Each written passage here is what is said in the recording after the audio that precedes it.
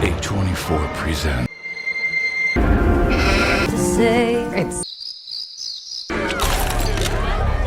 So today I wanted to do something fun and rank all of the horror movies from A24. A24 has put out some truly great, and if not great, interesting horror stuff. I'm just going to start things off with the very strange horror film starring Scarlett Johansson called Under the Skin, and I'm giving this an A. First of all, greatest horror intro ever. There's plenty you can infer from what's going on in this movie, but just by not providing you with all the details makes the horror more horrifying to me. The score is fantastic, very eerie, very alien sounding. The climax felt so raw and disturbing that I felt like I was there and I was witnessing a depraved act. There's so many great things about the film, but I have to attribute a lot of that to the director, who also directed Sexy Beast. I mean, that guy has some serious range. Next is Killing of a Sacred Deer. I'm gonna give this a B. I think it takes way too long to get started. Once the plot actually starts, where a character very calmly and bluntly tells another character that he's putting a curse on them, the movie expects you to just go along with it, and I totally did. And I think a big part of that comes from Barry Keoghan's performance. Oh my god, he is so demented in this role. His character is so scary to me because he's so nonchalant when he's saying these horrifying things. The way each step of the curse is revealed, the kind of shots that are utilized, creates so much effective space. It's upsetting, it's very well acted, especially from Barry Keoghan. Seeing a guy messily eating spaghetti in a living room while wearing a white shirt, fuck the ick that girls are complaining about, that's like the ultimate ick.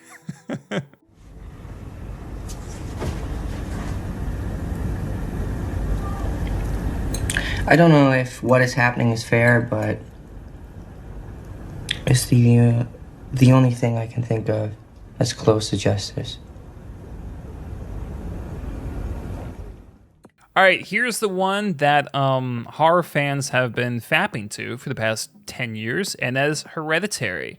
I don't think it's the greatest horror movie that's ever been made. I don't think it's the greatest modern horror movie. I don't think it's the scariest film ever, but I really enjoyed it. The reason I think it didn't scare me is because it's a lot of stuff I've seen before. I see it more as a horror drama, and the horror elements are perfectly well executed, but it doesn't hold a candle to the drama. And a big reason for that is Toni Collette is phenomenal in this role. I've talked about her several times on this channel. I have no idea why she didn't get nominated for an Oscar. The reason why Hereditary is an A, and like I said, it's kind of between a B and an A, is because it still presents itself very well. The score is completely composed by a saxophonist, and he creates a wide array of sounds and emotions with a single instrument. What keeps it at A is Toni Collette. It's one of the best horror performances ever. Next is Climax. Climax is an easy A. This is just like being in a nightmare and a party at the same time.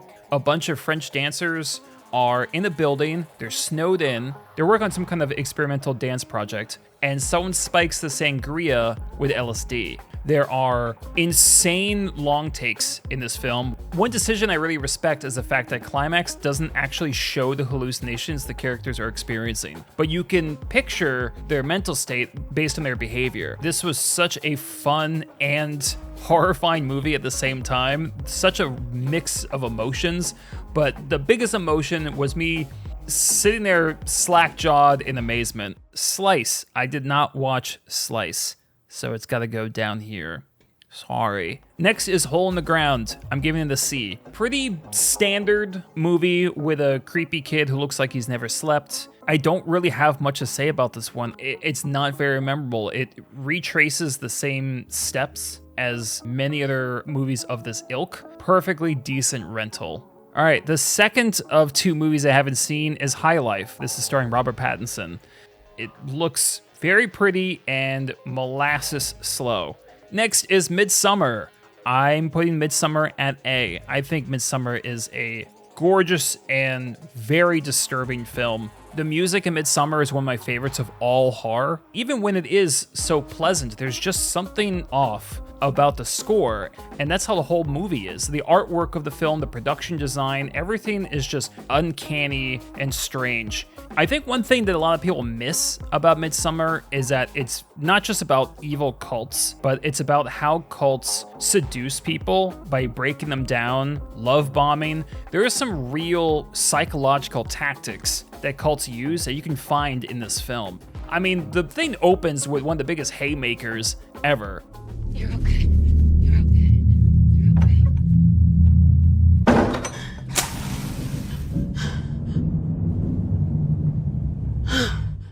I can't think of much wrong with the Lighthouse. Yet, I'm putting it at B, right? It's kind of counterintuitive. It's a beautiful looking film. They actually used really old, like black and white film stock. They had to be very specific with their lighting sources. Willem Dafoe's performance is one of the best I've ever seen from him. I didn't feel like I got much out of it from an emotional level. When it came to the horror elements, and there are horror elements, it seemed a bit undercooked, like they're building up to something, and then the finale felt unsatisfying. I do think a part of this is me wanting a different film, so it's tough. Next up, In Fabric. I'm gonna keep this at B. It was a very special experience to me. When you watch In Fabric, you don't really get the sense you're watching a horror film. It feels more like a trip. All the characters talk like they're trying to hypnotize you. In fact, there is hypnosis in the film. But I don't know, when I was watching In Fabric, I almost had a panic attack when it was over because I was so disoriented and I felt like I just went through some kind of nightmare. It wasn't a frustrating lack of answers. It was, where am I? What's happening? Oh my God, kind of feeling. I liked the second half more than the first half. The first half felt almost too normal.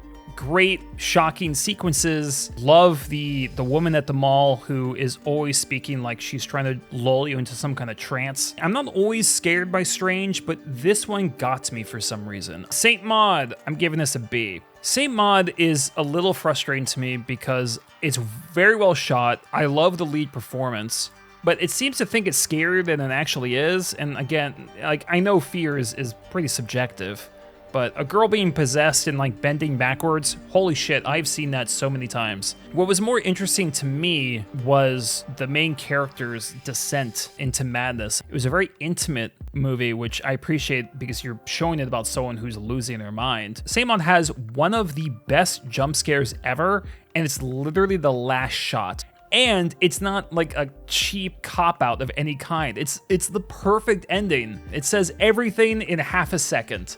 It's so good, and I can't believe a movie ended with a jump scare and did it successfully. Rydw i'n falch ohono ti.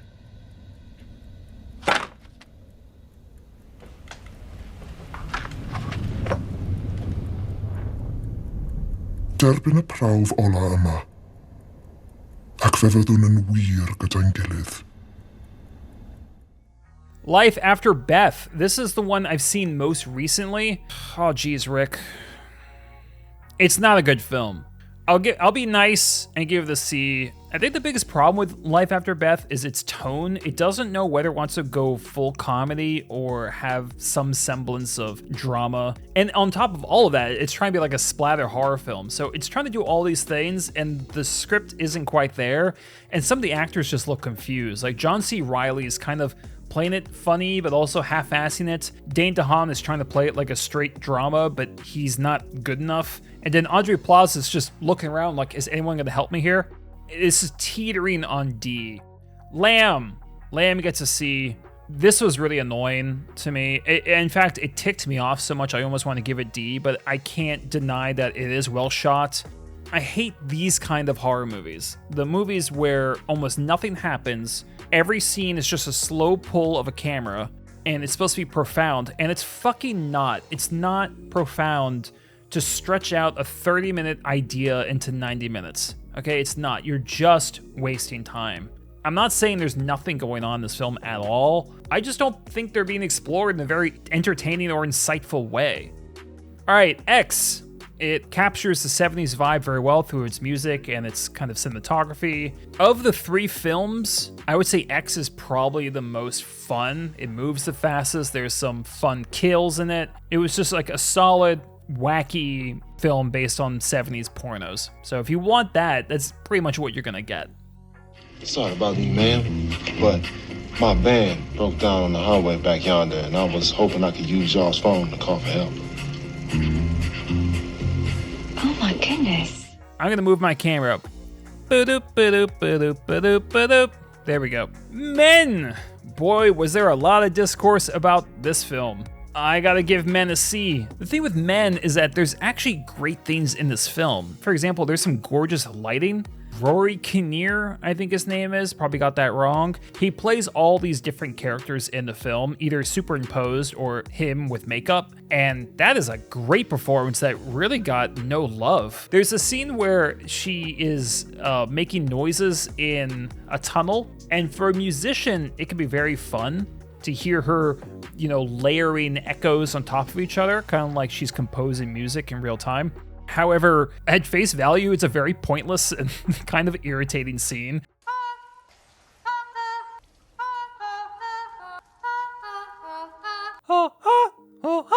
Like for 10 minutes. It's pretty obnoxious, I would rather listen to that than mumble rap, but it's still not good. Because the film is both so obvious and obtuse, I didn't find it fun or interesting for most of the film. It was a film that I could not enjoy very much.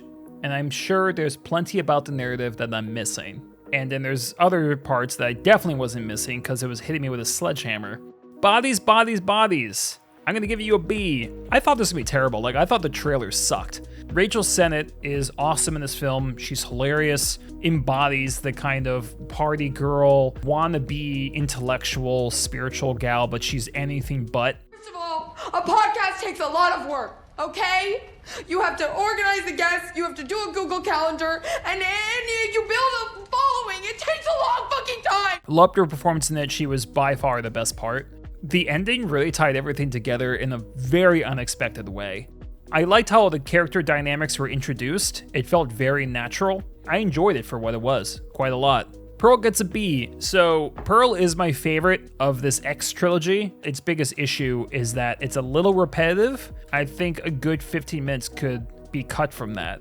What worked for me for Pearl wasn't the actual violence, it was the character. It's fascinating watching someone just be wound up more and more. And then that last third, you're just watching her unravel in very entertaining ways. This is a great performance. I think it's one of my favorite end credits ever. And the fact it was unplanned makes it even better because it's so uncomfortable watching. Beau Was Afraid gets a C. This movie is so goddamn long.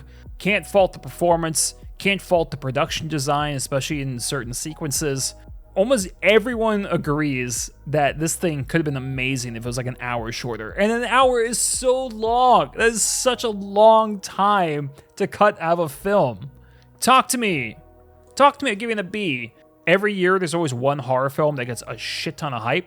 Unfortunately, what it leads to is it leads to two camps. It leads to people going, wow, this was amazing. And then it'll have the other people going, this didn't scare me like the trailer promised it would scare me. This is a fucking terrible film. As juvenile as that sounds, I do kind of understand where they're coming from because you're getting hyped up for this thing. Everyone says it's terrifying. And you go to see it and you're just sitting there going, oh, well, that wasn't that scary. Now, luckily, Talk to Me did scare me.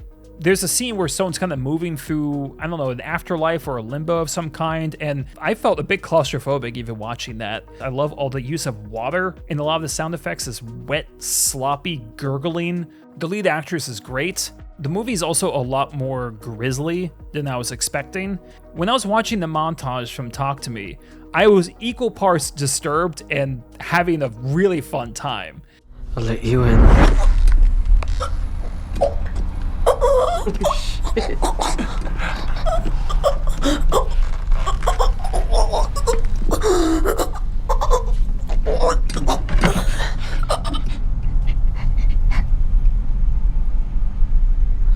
I'm so sorry. Tusk. It sucks. It's a D. I don't know. I see this one on lists all the time. Pretty sure Whoever's writing that is just taking that from another list, and they're taking it from another list. I don't know if any of them have actually seen the film, because it's really more like a horror comedy, and I didn't find it scary or funny. So, The Witch. I'm still going to put it at A. It's going to be like an A-. All the acting is great, even the small kids. The music by Mark Corvin was wonderful. I also really like the cinematography. The goat is the goat. The ways the horror crept into this farm, it felt like possession, but also felt like an infection. How it affected the animals and the crops and people's mentality. It was like this slow draining. The fact that you use ASMR for the devil in a certain scene, I thought was just spot on. There's so much skill on display with The Witch. I can't give it anything else but A.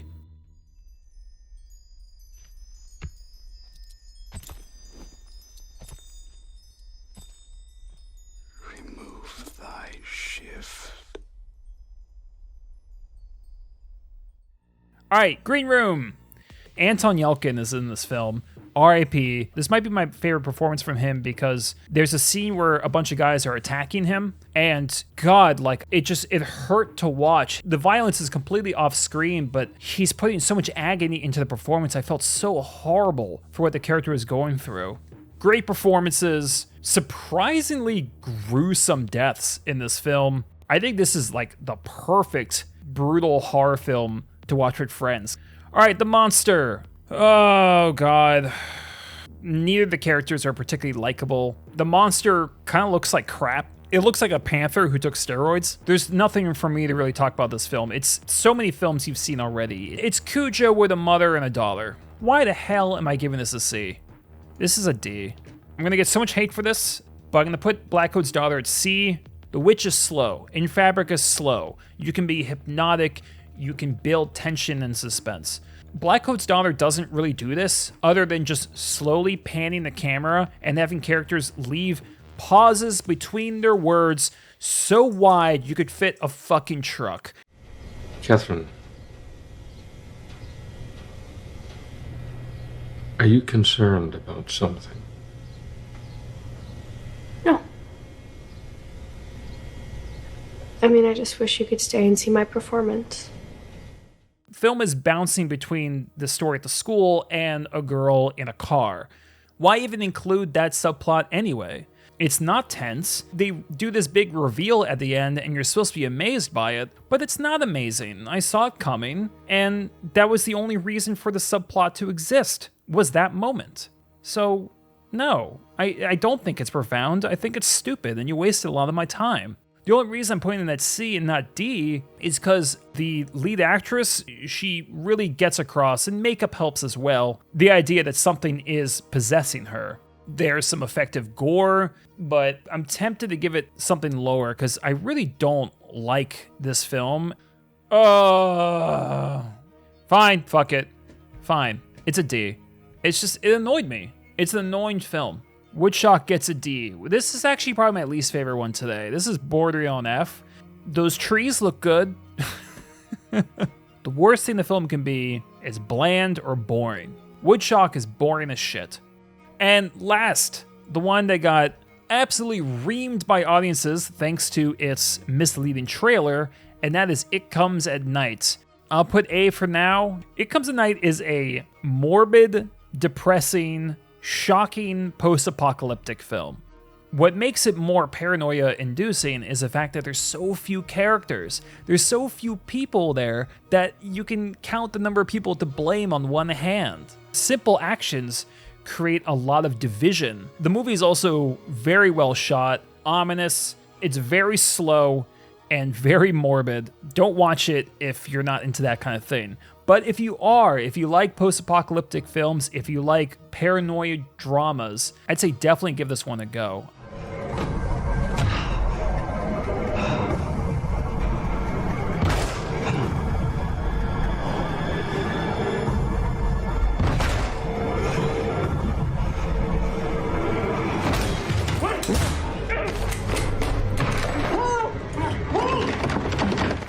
Maxxine's not on this tier list, but if it was, I would probably give Maxxine either a C or a D. I think is the worst of the X trilogy. It does not know how to balance its different plots very well. I don't think Maxxine is shot or scored or acted as well as the previous two films. As far as my favorite one of this list, I don't know. Maybe either Under the Skin or Midsommar. That's my tier list. Overall, A24 doing pretty good. There's good reason for why A24 has a reputation it has for taking chances on bizarre projects. That about does it. If you guys want me to do more tier lists in the future, let me know what topics you want to see. Comment, subscribe, check out the links below, all that fun stuff. And thanks for watching.